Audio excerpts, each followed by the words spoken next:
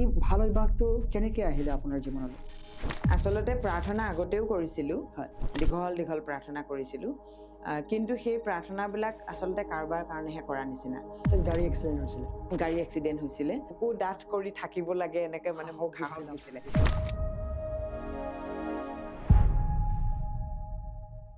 আৰু তেতিয়াহ'লে আপুনি প্ৰভু যীশুক গ্ৰহণ কৰাৰ আগৰ যিটো এটা জীৱন আছিল আৰু প্ৰভু যীশুক গ্ৰহণ কৰাৰ পিছত যিটো জীৱন হ'ল, সম্পূৰ্ণৰূপে আপুনি প্ৰভু যীশুত যে অনুগ্ৰহৰ জীৱন, পাপ ক্ষমাৰ জীৱন, সেইটো সম্পূৰ্ণৰূপে আপুনি বুজি পাই উঠিলে।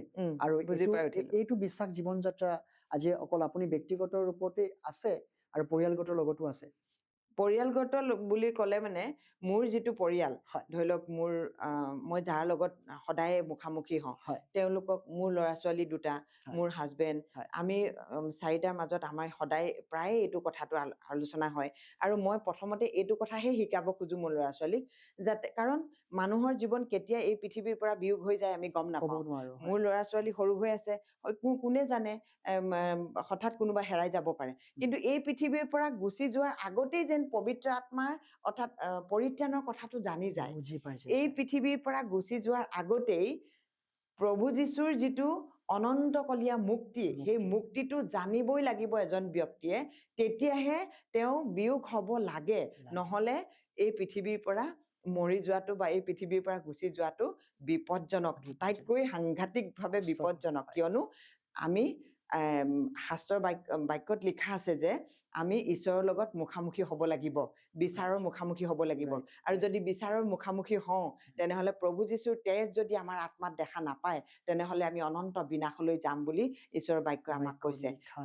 সেয়েহে এই কথাখিনি আমাৰ ঘৰত আলোচনা হৈ থাকে, আৰু মই যাকে লগ পাওঁ এই কথাখিনি মই স্পষ্ট কৰিবলৈ কৰি দিওঁ, শ্বেয়াৰ কৰি দিয়ে। হয়।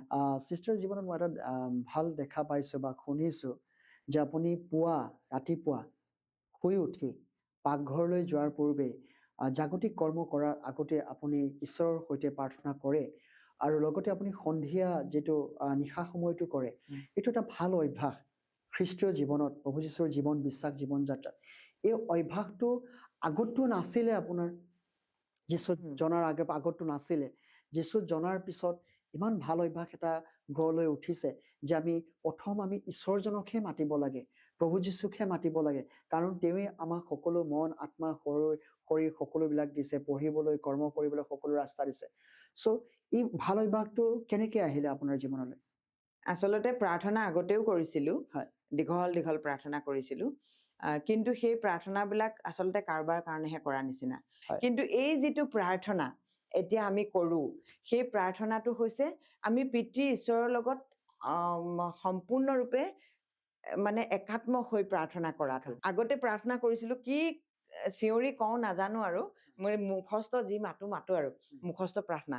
কিন্তু এতিয়া যিটো কওঁ, মোক কি প্ৰয়োজন আছে, আত্মিকভাৱে মোক সহায় প্ৰয়োজন আছে, মই সেইটো খোজোঁ। মোক জাগতিকভাৱে কিবা প্ৰয়োজন আছে, সেইটো খোজোঁ।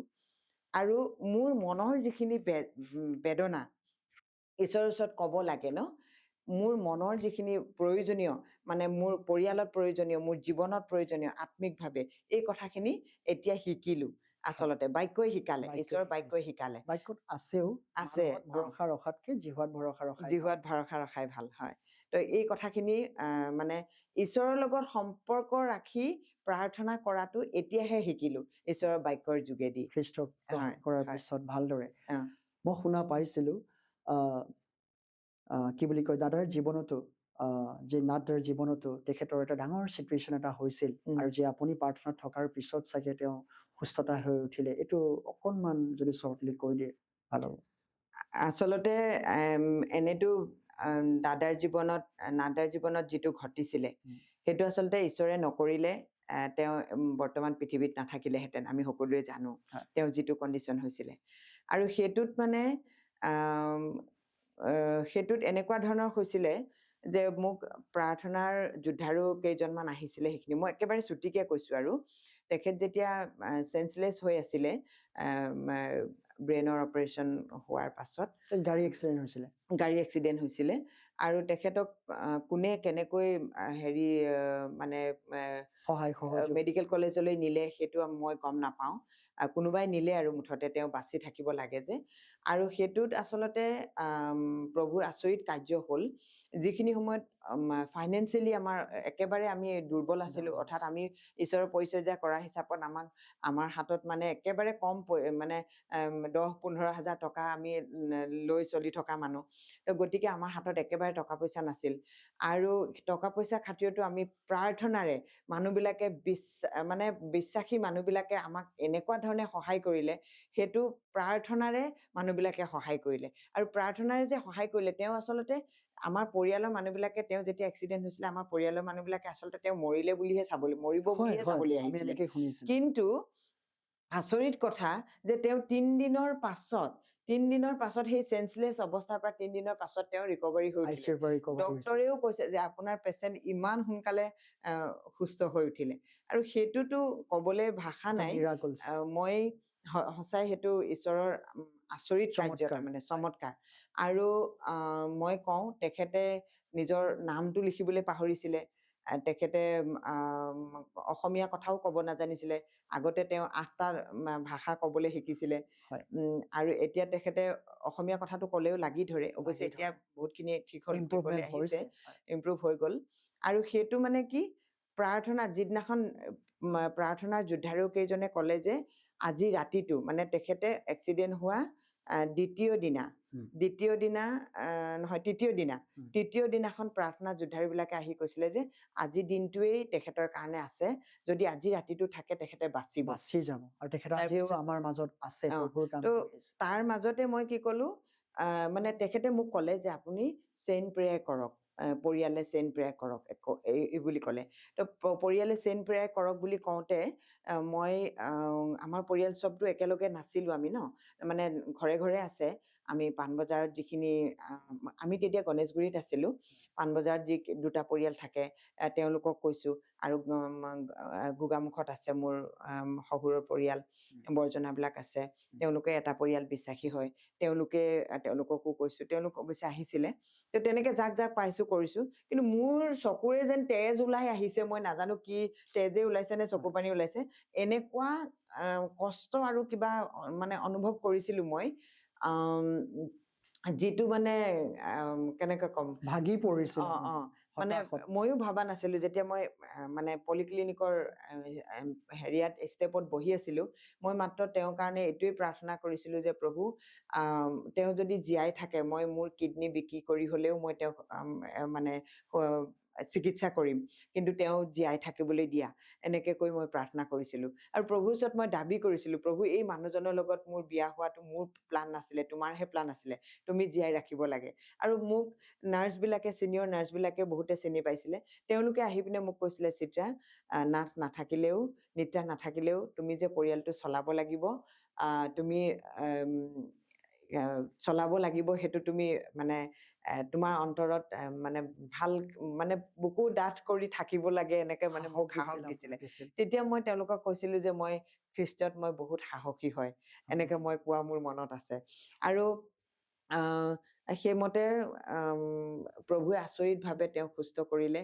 আৰু তেখেতৰ যিটো অৱস্থা, সেই অৱস্থাটো মই সঁচাকৈ আচৰিত ভাবোঁ। আৰু ঈশ্বৰে বহুত আচৰিত কাৰ্য কৰি আমাৰ পৰিয়ালটোলৈ এটা মানে অনুগ্ৰহ দান কৰিলে। সঁচাকৈ চিষ্টাৰ, আপোনাৰ পৰিয়ালটো খ্ৰীষ্টত এতিয়া আদৰ্শ পৰিয়াল হয়। আৰু বিশ্বাসৰ জীৱনটো, অনন্ত যি জীৱনৰ অৰ্থ বুজি পাই উঠিলে, অনুগ্ৰহৰ জীৱনৰ অৰ্থ বুজি পাই উঠিলে, পাপ ক্ষমাৰ জীৱনৰ অৰ্থ বুজি পাই উঠিলে। সঁচাকৈ এই আপোনাৰ যিটো খ্ৰীষ্টৰ যিটো জীৱন পৰিক্ৰমা আজিলৈকে সঁচাকৈ বহুত প্ৰেৰণামূলক, বহুত উৎসাহ উদ্দীপনামূলক হয়। আৰু আহিব লগা সময়খিনিত আৰু ভাল হওক, মই প্ৰাৰ্থনাৰে ময়ো ঈশ্বৰক আহ্বান জনাম, আৰু আপোনাৰ পৰিয়ালৰ জৰিয়তে আৰু ঈশ্বৰৰ কামবিলাক হৈ যাওক, পৰিচৰ্যাবিলাক কৰি যাওক। মই এটা বস্তু চাইছোঁ, আপোনালোকে আজিৰ তাৰিখতো কষ্ট সংগ্ৰাম কৰি সকলো লোকৰ কাৰণে ভাল চিন্তা কৰে, ভালদৰে সহায় কৰিব বিচাৰে, ভাল কাম কৰি যাব বিচাৰিছে। এইটো কি ক'ব বিচাৰে? বাইবেলত সেইটোৱে লিখা আছে, মানে নিৰুৎসাহ নহৈ মানে ভাল কাম কৰি যোৱা। যদি কোনোবাই আমাক ভাল কাম কৰিবলৈ কৰাটোত বাধাও কৰিছে বা কোনোবাই আমাৰ কাৰণে আমাৰ বিপৰীতে গাইছে, বহুত কিবা কিবি কৰিছে, তথাপিও আমি আমাক ভাল বুলি নক'ব পাৰে কোনোবাই, তথাপিও আমি ভাল কাম কৰাটো হয়। আমি কৰিব লাগে। আৰু সেইটোহে আমি যিটো মই অলপ আগতে ক'লো যে প্ৰভু যীশুত থাকি যিখিনি ভাল কাম কৰিম সেইখিনিহে স্বৰ্গৰাজ্যত হিচাপ ল'ব বুলি আমি ঈশ্বৰৰ বাক্যৰ পৰা জানিব পাৰোঁ। সঁচাকে সেইকাৰণে মই আনকো সকলোকে কওঁ যে প্ৰভু যীশুখ্ৰীষ্টত থকাৰ পাছতহে আগৰখিনি আমি ভাল কাম, সেই বুলিয়েই যে আমি বেয়া কাম কৰিম এইটো নহয়, কিন্তু প্ৰভু যীশুখ্ৰীষ্টত থাকি ভাল কাম কৰাটো ঈশ্বৰৰ ৰাজ্যত হিচাপ ল'ব বুলি আমি জানো। আমেন। শেষ প্ৰশ্ন এটা কৰিব বিচাৰিছোঁ। প্ৰভু যীশুৰ জীৱন যাত্ৰাত, বিশ্বাসৰ জীৱন যাত্ৰাত বহুত সময়ত দুখ, তাড়না, কষ্ট, অভাৱ, সমস্যাবিলাক পাইছে। সেই সময়খিনি আপুনি তেওঁলোকক বহুত বেয়াৰে প্ৰত্যুত্তৰ দিছিল নে প্ৰাৰ্থনাৰে তেওঁলোকক ক্ষমাৰ প্ৰত্যুত্তৰ দিছিলে? প্ৰভু যীশুক বিশ্বাস কৰাৰ পাছত অৱশ্যে এইটো কথা ক'ব লাগে যে মই কাকো তেনেকুৱা খুব বেয়াকৈ ব্যৱহাৰ কৰি পোৱা নাই। মানে সৰুৰ পৰাই মই যিমানখিনি পাৰোঁ ঈশ্বৰে চাগে এটা মোক অনুগ্ৰহ দিছে, জ্ঞান দিছে, ঈশ্বৰে প্ৰজ্ঞা দিছে বুলি কওঁ আৰু মই ভাবোঁ।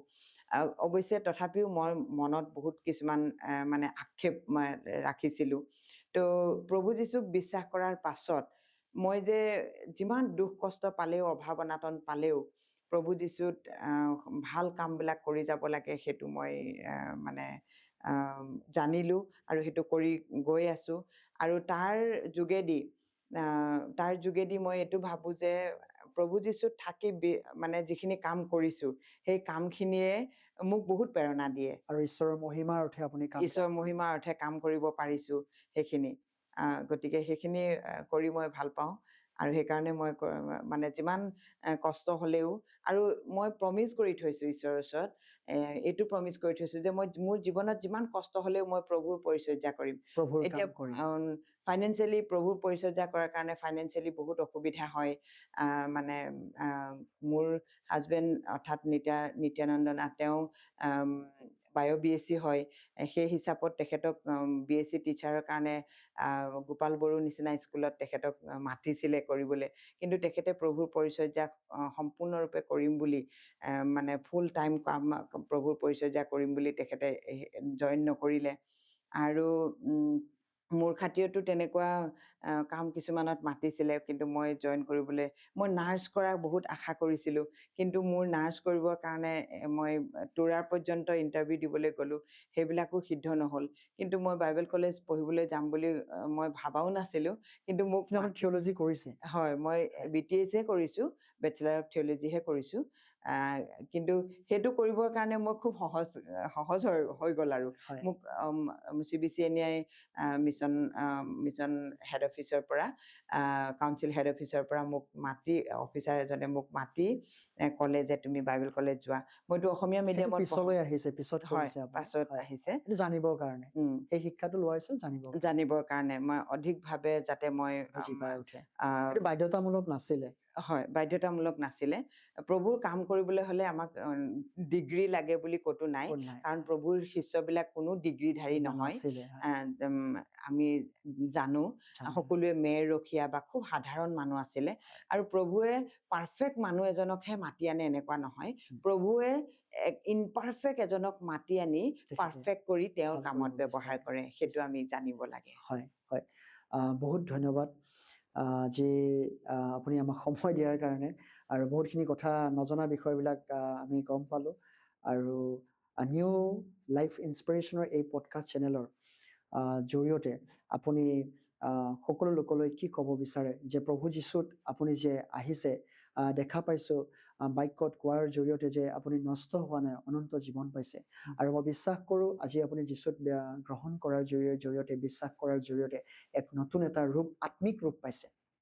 সেইটো সকলো লোকলৈ আপুনি কি ক'ব একে শ্বৰ্টলি?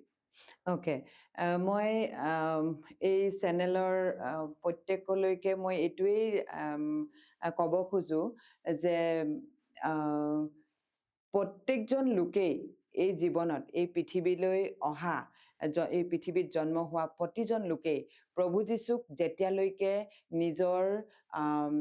নিজৰ গুৰু বুলি নামানে তেওঁক আমাৰ দীক্ষাগুৰু হ'ব লাগে কিয়নো প্ৰভু যীশুক গ্ৰহণ কৰাৰ যোগেদিহে প্ৰভু যীশুক জনাৰ যোগেদিহে আমাৰ এই পাপৰ জীৱন ধাৰ্মিক বুলি গণিত হয় বুলি বাইবেল শাস্ত্ৰত স্পষ্টৰূপে লিখা আছে আৰু মই বিশ্বাস কৰোঁ কোনোৱে যদি নতুন জন্ম পোৱা নাই সেই কথাটো আমাৰ বিশ্বাসীবিলাকে ভালদৰে বুজি পাব লাগে নতুন জন্মৰ কথাটো পাপৰ ক্ষমাৰ কথাটো তিনিওকালৰ পাপৰ ক্ষমাৰ কথাটো আৰু এই বাক্যবিলাক আচলতে পবিত্ৰ বাইবেলখন আমি কেৱল এখন কিবা এটা ধৰ্মশাস্ত্ৰ বুলি নহয় কিন্তু এই বাইবেলখন বৈজ্ঞানিকভাৱে অৰ্থাৎ চাইণ্টিফিকেলি আৰ্কিঅলজিকেলি জিঅ'লজিকেলি হিষ্ট্ৰিকেলি এইটো যে মানে ফেক্ট হয় এই কথাটো আমি জানিব লাগে আৰু এইটো যে সত্য হয় কাৰণ বাইবেলত লিখা আছে তোমালোকে সত্যক জানা সত্যই তোমালোকক মুক্ত কৰিব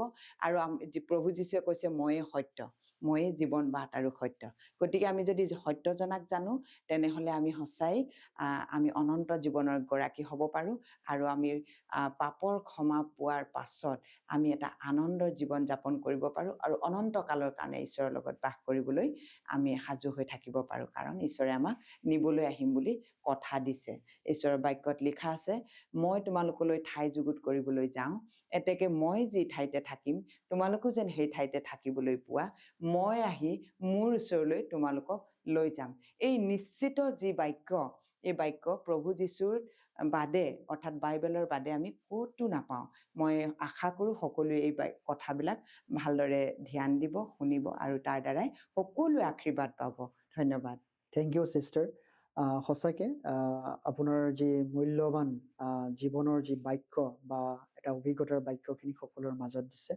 আহিব লগা সময়খিনিত পুনৰ লগ পাম তো আমি ইয়াতে এৰিছোঁ থেংক ইউ নতুন যি podcast channel new life inspiration এই চেনেলৰ জৰিয়তে প্ৰভু যীশুত বিশ্বাস কৰি আমি অনুগ্ৰহৰ পথ আশাৰ পথ প্ৰেমৰ পথ ক্ষমাৰ পথ যে আমি পাইছোঁ সকলোৰে জীৱনত সাক্ষ্যবিলাক আছে প্ৰভু যীশুৰ সাক্ষ্যবিলাক আছে আৰু এই সাক্ষ্যবিলাক আমি এই চেনেলৰ জৰিয়তে ফুটাই উঠাব বিচাৰিছোঁ বহু লোকৰ জীৱনত এই সাক্ষ্যবিলাক যাতে সকলোৱে আশীৰ্বাদ পাব পাৰে অনুগ্ৰহবিলাক পাব পাৰে এইটোৱে আমাৰ উদ্দেশ্য আৰু এই চেনেলৰ জৰিয়তে আমি নাম্বাৰ তলত দি দিম প্ৰাৰ্থনাৰ সহায় আপোনালোকে ল'বলৈ পাৰে আৰু যোগাযোগ কৰিব পাৰে ধন্যবাদ থেংক ইউ